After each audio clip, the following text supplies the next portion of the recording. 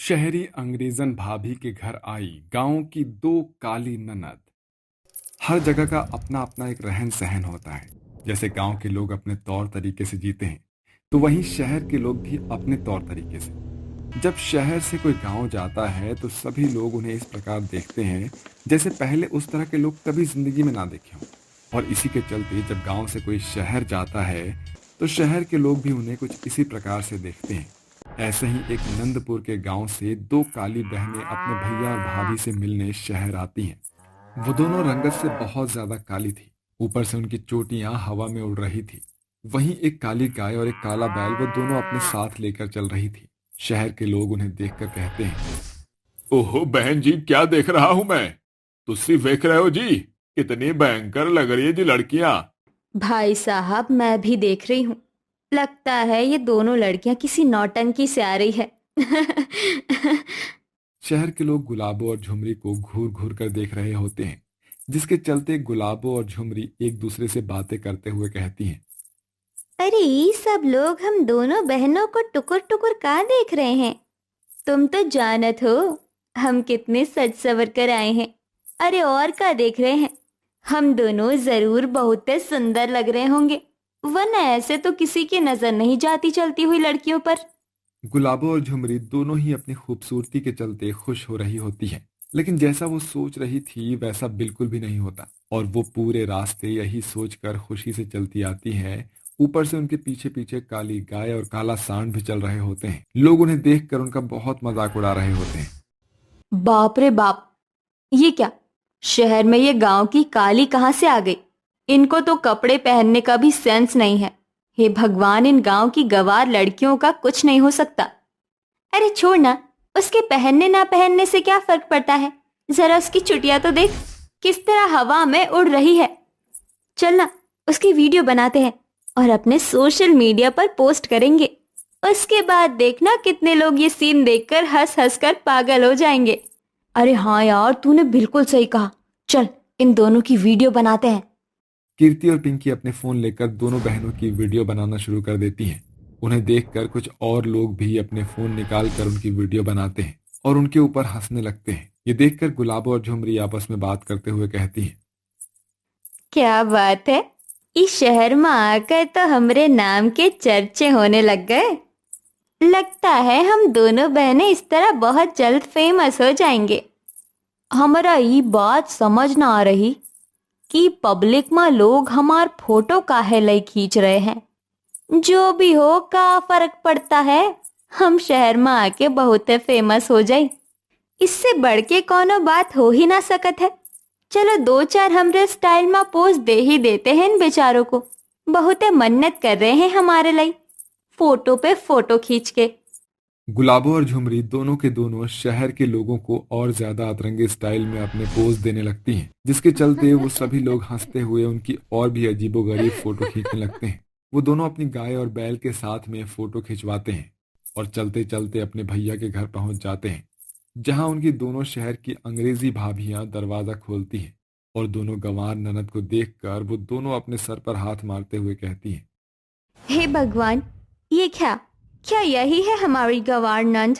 मैंने तो सोचा ही नहीं था कि ये इतनी ज्यादा गंवार होंगी। जरा इनकी छुटियां तो देखो, किस तरह हवा में लहरा रही है।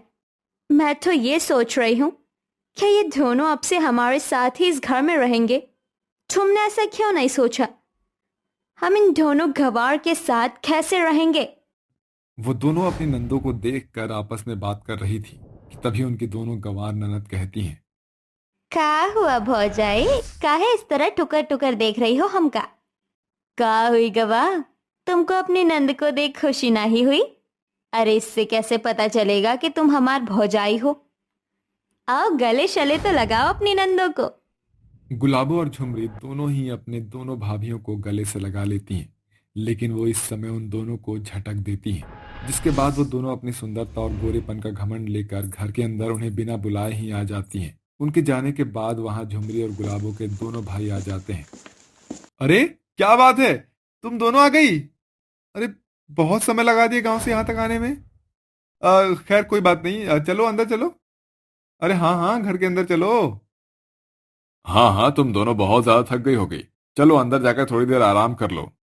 अरे भैया, हम तो घर में आ ही जाएंगे, लेकिन हमार बछिया का होएगा? तने की तो बताओ। ओहो, तुम दोनों को किसने कहा था इस गाय और बैल को अपने साथ बांध कर लाने को? हाँ, खैर अब क्या ही बोलूं। एक काम करो, इन्हें यहीं रहने दो। मैं इन्हें किसी खूंटे से बांध दूंगा, ठीक है? अपने भाइयों की बात सुनने के बाद झुमरी और गुलाबो घर के अंदर आ जाती हैं। झुमरी और गुलाबो गांव से अपनी सारी जमीन और जायदाद बेचकर अपने भाई के पास आई थी, क्योंकि उनके भाई ने ही उनसे ये करवाया था, ताकि उनके ऊपर जो कर्जा था वो दोनों मिलकर उसे चुका सके। जिसके चलते झुमरी और गुलाबो ने पैसों से अपने दोनों भाइयों की मदद तो की थी, लेकिन उन दोनों की अंग्रेजन शहरी भाभियां उन्हें जरा भी पसंद नहीं करती थी। और शहर आने के बाद वो दोनों मिलकर अपनी दोनों ननद से घर के सारे काम करवाया करती थी। क्या बात है, तुम्हें काम करने में बहुत ज़्यादा समय लग रहा है। जल्दी जल्दी काम करो, अभी जो तुम्हें और भी काम करना है। इन काली कलूटियों की शक्ल देखते ही मुझे उल्टी आने का मन हो जाता है। पता नहीं क्यों सुबह सुबह मेरे सामने आ जाती है। जाओ, जाकर जल्दी जल्दी काम कर लो, क्योंकि आज हमारे घर पर हमारी सहेली आने वाली है। सोफिया और अलीना दोनों ही मिलकर बेचारी झुमरी और गुलाबों से बहुत काम करवाती थी, लेकिन गांव की लड़कियां मेहनती बहुत होती हैं, जिसके चलते उन्हें काम करने में कोई भी थकावट नहीं होती थी। वहीं जब उनकी सहेलियां घर पर आती हैं तो वो अपनी ननद को नौकरानी बताकर उन्हें नजरअंदाज कर देती है, जिसका झुमरी और गुलाबों को बहुत बुरा लगता है। वहीं सोफिया और अलीना की जो सहेलियां होती है वो उनके घर पर बहुत बुरे इरादे से आई होती हैं। वो उनके घर की तिजोरी से चोरी करने की कोशिश कर रही होती हैं, जिसकी खबर अलीना और सोफिया को कानों कान नहीं होती। कुछ ज़्यादा ही पैसे आ गए हैं इनके पास। अब तो इनके सारे पैसे चुरा कर भागना है। बस जल्दी से ये तिजोरी खुल जाए, हम इस बैग में सारा पैसा और गहने भरकर यहाँ से रफू चक्कर हो जाएंगे। इन्हें पता ही नहीं चलेगा, इन्हें पता भी नहीं चलेगा। उन दोनों को गुलाबो और झुमरी देख लेते हैं, जिसके बाद वो गांव के देसीपन से उन्हें पकड़ लेती हैं और मार मार कर उनका भरता बना देती है। वहीं चीखने चिल्लाने की आवाज़ सुनते ही सोफिया और अलीना वहां पर पहुंच जाती हैं और अपनी सहेलियों की ऐसी हालत देखकर अपनी दोनों ननद से पूछती हैं, अरे बाबा, ये क्या हाल करा तुम दोनों ने? गुलाबो और झुमरी अपनी दोनों अंग्रेजन शहरी भाभियों को उनकी चोरी के बारे में सब कुछ बताती है, जिसके बाद वो दोनों मिलकर अपनी सहेलियों को पुलिस के हवाले कर देती हैं और अपनी ननद से माफ़ी मांगती है। हमने तुम्हारे साथ इतना बुरा बर्ताव किया, फिर भी तुमने हमारी इतनी मदद की। हमें माफ़ कर दो, हमें ऐसा नहीं करना चाहिए था। जो हुआ उसका भूल जाओ भौजाई, का है ना? हम दोनों बहनों का कानो बात का ज़्यादा बुरा नहीं लागत है। दोनों बहनें मिलकर अपनी दोनों भाभियों को माफ कर देती हैं, जिसके बाद दोनों शहर की भाभियां अपनी दोनों काली ननद के ऊपर ध्यान देती हैं और उनको शहर के तौर तरीके सिखाती हैं। इसके बाद वो उन्हें पार्लर ले जाकर उन दोनों का हुलिया ही बदल देती हैं, जिसके चलते उन दोनों बहनों के लिए बहुत अच्छे घर से रिश्ते आ जाते हैं और दोनों शहर की अंग्रेजी भाभियां मिलकर अपनी काली नंदों की शादी अच्छे घराने में कर देती हैं। जिसके बाद गुलाबो और झुमरी खुशी खुशी अपने जीवन में जीने लगती हैं।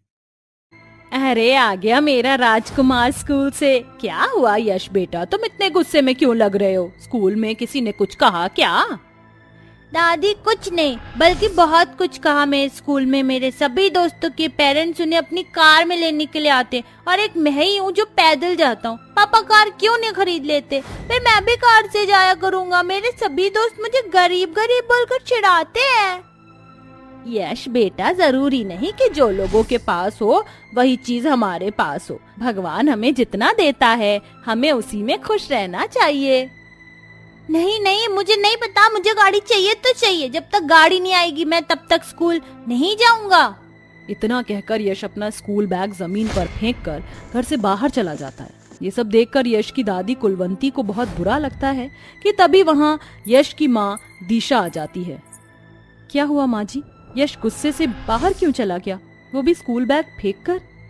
वही बहू पुरानी बात, अपने स्कूल के सभी दोस्तों के माँ बाप के पास गाड़ी देखकर यश भी हमेशा गाड़ी की जिद करता रहता है। लेकिन इसमें बेचारा यश भी क्या करेगा, ये सब चीज समझने के लिए उसकी उम्र बहुत छोटी है। सही कहा आपने माँ जी, काश हमारे पास भी इतने पैसे होते कि हम लोग गाड़ी खरीद पाते। फिर इन्हें धूप में 2 से 3 बार बस बदल कर काम पर नहीं जाना पड़ता। ये भी शाम को आने के बाद बहुत थक जाते हैं। दिशा का पति कुणाल एक मॉल में सेल्समैन का काम किया करता था, वहीं दिशा हाउसवाइफ थी।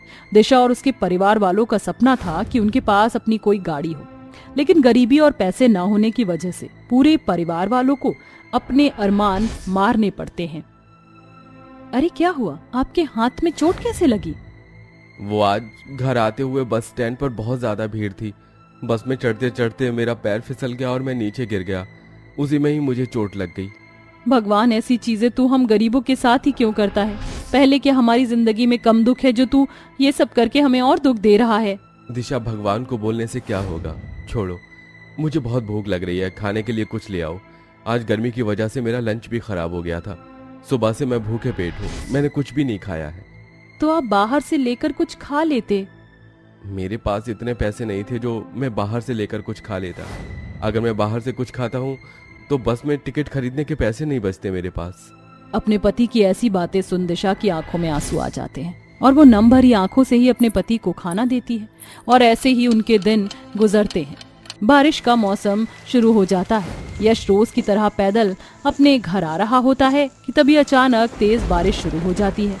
बारिश में भीगने की वजह से यश की तबीयत खराब हो जाती है और वो चीखते हुए घर पर आता है। कहा था ना मैंने कि छतरी रख लो, अब भीग गए ना बारिश में और हो गया ना तुम्हें बुखार। अगर आप लोगों के पास गाड़ी होती तो आप मुझे गाड़ी में लेने के लिए आते और मैं बारिश में नहीं भीगता। ये सब आप लोगों की वजह से हुआ है। यश, तुम्हें एक बात समझ नहीं आती क्या? हमारे पास इतने पैसे नहीं है कि हम लोग गाड़ी खरीद सके, और ना ही हम तुम्हारे दोस्तों के माँ बाप की तरह अमीर हैं। जो हैं उसी में खुश रहना सीखो। बहू इस मासूम पर क्यों चिल्ला रही है? जा इसके लिए काढ़ा बना कर लिया, इसकी तबीयत और खराब हो जाएगी। दिशा यश के लिए काढ़ा बना कर ले आती है। काढ़ा पीने के बाद यश सो जाता है, लेकिन बारिश में ज्यादा देर भीगने की वजह से यश की तबीयत रात को और बिगड़ने लगती है और वो ठंड से कांपने लगता है। यश की आवाज सुन दिशा और कुणाल जाग जाते हैं। दिशा, ये तो ठंड से कँप रहा है, हमें इसे जल्दी से डॉक्टर के पास लेकर जाना चाहिए। रात के 2 बज रहे हैं और बाहर कितनी तेज बारिश हो रही है। ऐसे में हम इसको डॉक्टर के पास कैसे लेकर जाएंगे? काश मेरे पास गाड़ी होती तो हमें अपने बेटे को ऐसे कम कपाते हुए नहीं देखना पड़ता। मैं एक काम करता हूँ, मैं तिरपाल लेकर जाता हूँ। हम तिरपाल ओढ़कर उसे डॉक्टर के पास लेकर चलेंगे। कुणाल जल्दी से एक तिरपाल लेकर आता है। दिशा कुणाल तिरपाल में यश को डॉक्टर के पास लेकर आते हैं।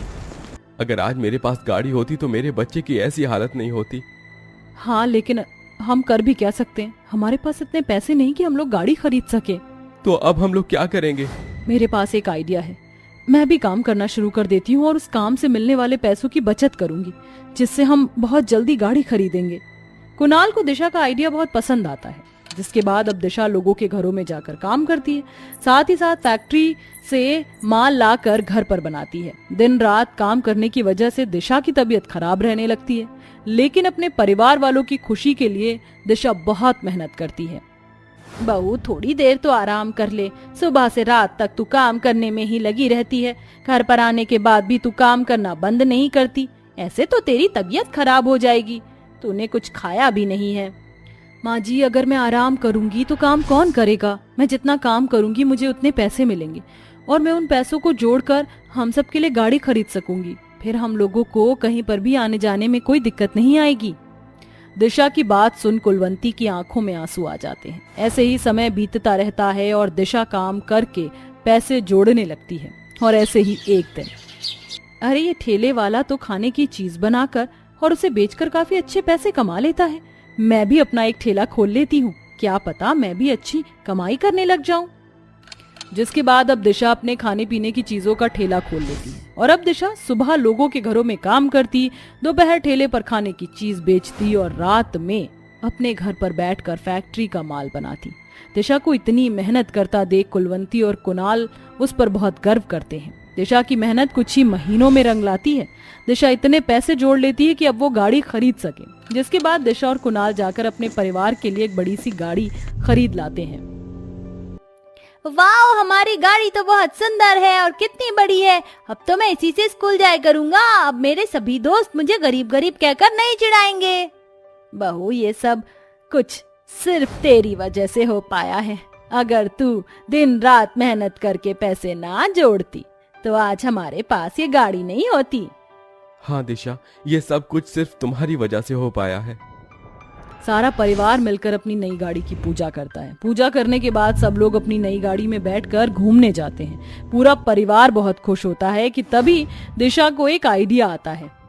माँ जी, हमने नई गाड़ी तो ले ली, क्यों ना अब इस गाड़ी को ही हम अपनी कमाई का जरिया बनाएं? वो कैसे बहू? माँ जी, हम अपनी गाड़ी को उबर के लिए इस्तेमाल करेंगे। आजकल हर कोई कहीं पर भी जाने के लिए उबर और ओला का ही इस्तेमाल करते हैं। हम भी अपनी गाड़ी का यही इस्तेमाल करेंगे। इससे हमारी बहुत अच्छी खासी कमाई हो जाएगी और हम इस गरीबी से भी बाहर निकल जाएंगे। पूरे परिवार वालों को दिशा का आइडिया पसंद आता है, जिसके बाद कुणाल अपनी गाड़ी को उबर की तरह यूज करता है और धीरे धीरे अब उनकी कमाई दिन पर दिन बढ़ने लगती है, जिसकी वजह से कुणाल कुछ ही महीनों में अपने परिवार के लिए एक बड़ा और नया घर खरीद लेता है और उसके कुछ महीनों के बाद दोबारा से एक नई कार खरीदता है, जिसके बाद अब सारा परिवार खुशी खुशी रहने लगता है।